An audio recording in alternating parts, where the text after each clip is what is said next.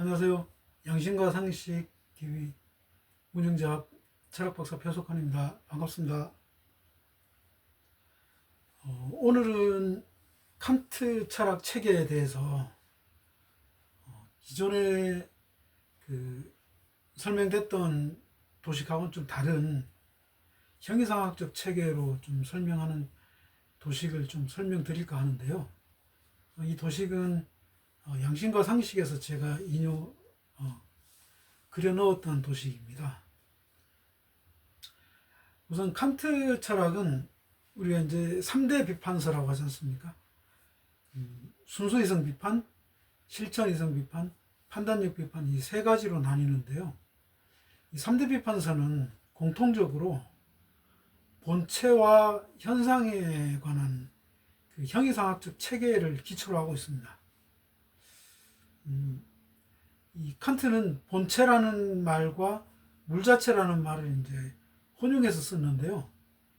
이 칸트 철학에 있어서 순수이성 비판은 인식에 관한 거, 실천이성 비판은 이제 의지에 관한 거, 판단력 비판은 이제 판단에 관한 거, 미적 판단, 목적 판단에서 이제 자연물에 대한 판단, 그리고 아름다움에 대한 판단 이런 것들을 주로 다루고 있는데요. 그 방향성에서 순수이성 비판은 현상에서 본체를 향하고요. 반대로 실천이성 비판은 본체인 물 자체로부터 현상을 향합니다. 다시 말해서 순수이성 비판과 실천이성 비판은 방향성이 전혀 다릅니다.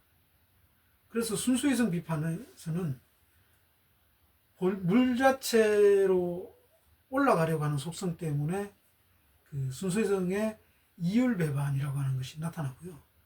실천이성에서는 물 자체에서 비롯되는 의지로부터 도덕과 윤리 법칙이 나온다고 설명하고 있습니다. 끝으로 이제 판단력 비판은 물 자체와 현상의 상호작용 속에서 끊임없이 이제 서로 작용을 주고받으면서 그 위와 아래로 서로 소통하는 그런 구조를 나타내고 있습니다. 그래서 이 화살표 부분은 그것을 나타내고요. 이 3대 비판서는 인식, 의지, 판단을 다루고 있는데 각각의 그 세 개의 인식 성품으로 나뉘어집니다. 즉 이성에 관한 거, 지성에 관한 거, 감성에 관한 것 이렇게 나뉘어지고요. 이성은 원리를 인식하는 성품이고요. 인식 능력이 되겠죠. 지성은 개념을 인식하는 능력입니다. 감성은 직관, 우리의 이제 그 오감에 의해서 받아들이는 그 대상 사물을 받아들이는 것을 말합니다. 그런 이제 세 가지 인식 능력이 있는데요. 이 순수이성 비판은 현상에서 시작해서 그 물 자체로 올라가기 때문에 감성에서 시작을 합니다. 감성은 대상 사물을 받아들이는 것이고요. 감성에는 그 직관 형식이라는 것이 있습니다. 여기서 이제 시간과 공간이 나오고요. 그리고 그 개념을 만들어내는 지성 형식에는 12범주가 있습니다. 그래서 양질, 관계, 양상이라고 하는 그 각각의 그 판단 형식에 정반합의 변증법이 가미가 돼서 12개의 12범주가 나오고요. 이걸 통해서 우리는 대상에 대한 지식을 만들어낼 수 있습니다. 그리고 이러한 지식들은 현상계에 대한 지식에서 그치는 게 아니라 신이나 자유나 인간 영혼의 불멸성 이런 것들을 향해서 이러한 세 가지는 이념이라고도 하는데 이러한 이념에 도달하기 위해서 끊임없이 이제 그 추론을 해나가는 그런 속성을 가지고 있습니다. 물론 인식 능력은 순수이성의 한계는 이러한 신자유 영혼에 대해서 결코 도달할 수 없다는, 인식으로는 도달할 수 없다는 그런 한계를 나타내고요. 이 실천이성 비판은 이성의 영역에 이제 원리의 영역이 되겠죠. 원리적으로는 이 의지로부터 나오는 자유, 이걸 합치면 자유의지가 됩니다. 그 자유로부터 도덕법칙이 나오고요. 이런 자유와 도덕법칙에 의해서 그 개념적으로는 선악의 개념이 나오고, 그 감성 영역, 그 실제 현실 대상에서는 우리가 사물이나 이런 것들을 바라보고, 칸트는 이걸 이제 잡다라고 했거든요. 영어로는 이제 메인 폴즈 해가지고 대상 사물을 의미합니다. 그 대상에 대한 동기, 그 호불호나 이런 것들이 되겠죠. 선택해야 될지 말아야 될지. 이러한 이제 욕망의 대상이 되는 동기가 나옴으로써 실천 이성이 작용을 한다. 이렇게 설명하고 있고요. 판단력 비판에서는 그 대상 사물에 대한 미적 대상에 대해서는 쾌, 불쾌, 그리고 만족, 그리고 목적, 자연 목적물에 대해서는 그 합리성에 대한 만족이 되겠죠. 그거는. 이런 것들의 기초에서 개념적으로는 취미와 목적 판단을 하고, 그걸 통해서 이제 이성적인 면에서는 한목적성을, 목적을 충족해 나가는 그러한 그 판단 이성이 될 것이고요. 그 이상이 이제 3대 비판서의 그 이성, 지성, 감성의 체계로 이제 분류를 해본 것이고, 이 특이한 것은 칸트는 그 트랜센덴탈이라고 하는 개념을 독자적으로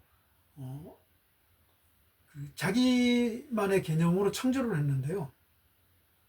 그걸 이제 그 보통 이 사회과학에서도 그렇게 얘기를 하고 철학에서도 그렇게 얘기를 하는데, 조작적 정의라고 합니다. 그러니까 칸트는 자기만의 용어로 트랜센덴탈을 그 제시를 했습니다. 이 말은 칸트는 그 트랜센덴탈을 인식이나 의지나 판단을 가능하게 해주는 어떤 조건들이라고 했습니다. 그 선언적인 조건들인데요. 그러니까 인식을 가능하게 하는 조건들이 뭐냐면, 이제 순수이성 비판에서는 12범주와 그 시공간의 형식입니다. 이러한 것을 통해서 인간은 신자유 영혼이라고 하는 이념으로 이제 추론을 확장시켜 나간다라고 하고요. 마찬가지로 이제 실천이성 비판에서는 선악 개념과 동기를 통해서 자유와 도덕 법칙이 현상에 적용이 되는, 그걸 이제 트랜센덴탈이라고 그랬고요.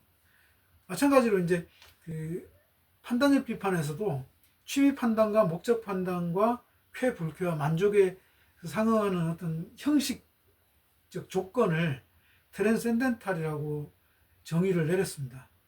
여기서 이제 재미있는 것은 그 대한민국의 칸트 연구자들이나 칸트 번역서는 트랜센덴탈에 대해서 선언적이다와 초월적이다라고 하는 그 번역어 선정에 있어서 팽팽한 그 대립이 되고 있습니다. 한국 칸트 학회는 선언적이다라고 하는 그 개념 번역어를 채택을 하고, 그 서울대학교 지금 퇴직하신 백종현 교수는 초월론적이라고 번역을 하고 있는데요. 이 부분은 따로 시간을 내서 말씀을 드리겠지만, 여기 보시는 이제 지성과 감성에 해당하는 이 부분이, 화살표가 들어간 부분이 트랜센덴탈이라고 하는 부분인데, 그 이성에 해당하는 것은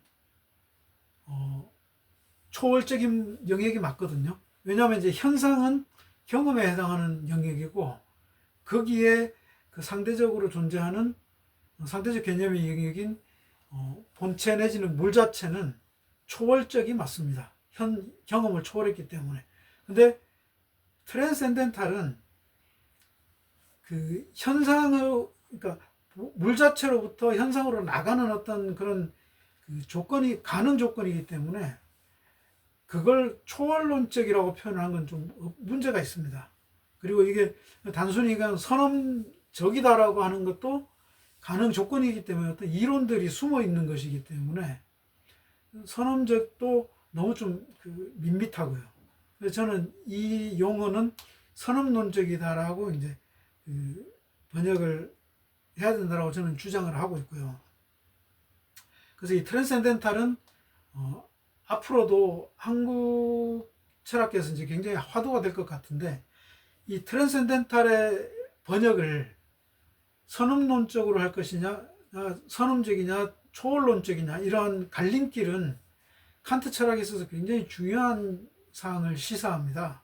물론 이제 칸트 철학에서 물 자체가 부정되는 상황에서 이 트랜센덴탈에 대한 용어를 어떻게 선정할 것인가는 사실상 굉장히 중요함에도 그 물 자체를 통하지 않고서는 이게 용어가 규명이 되지 않기 때문에 퇴색되는 느낌이 없지 않아 있습니다. 그래서 이제 이런 부분들은 앞으로 칸트 철학에 대해서 형이상학적인 새로운 시각이 정립이 되면서 계속 발전해 나갈 수 있을 것 같고요. 지금까지 이제 3대 비판서의 물 자체와 현상의 체계로 작동 원리를 찾아봤는데요. 이 3대 비판서는 사실상 현대 철학의 주춧돌이 됐다고도 할 수 있고요. 그리고 지금 현재 국가와 사회의 운영의 기본 초석이 됐다라고 저는 생각을 합니다. 다시 말해서 칸트 이후의 철학자들은 철학이라고 하는 것으로 모든 영역들을 커버하는, 그러니까 포괄하는 그런 체계를 만들지는 못했습니다.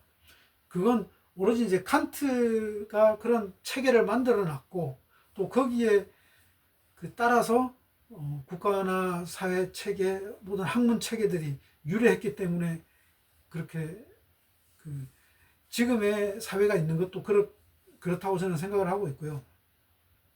그래서 이제 지금 현대 사회의 문제점은 칸트 철학의 한계로부터 우리는 찾아야 된다고 저는 생각을 합니다. 왜냐하면 칸트 철학에 있어서 본체인 물 자체를 어떻게 보았느냐에 따라서 이제 이 모든 것들이 원인이 나올 수 있는데요. 칸트는 본체를 하나로만 봤습니다. 이 하나로만 보면서 본체인 물 자체로부터 현상이 추론된다, 이렇게 이제 현상을 가능하게 한다, 이런 이제 인식에 서 있기 때문에 그런 체계 자체는 문제가 없지만 본체를 연역해내는 방식에 있어서 이론론보다는, 물 자체 이론론보다는 동양처럼 음양이나 도덕과 같이 이원론이 훨씬 더 현실에 적용하기가 수월합니다. 그래서 지금 현재 사회에서 나타나는 형식성, 그러니까 그 개념을 우리 현실이 따라가지 못하는 것들은 다 이제 언어적 형식에 국한되기 때문에 저는 그렇다고 보거든요.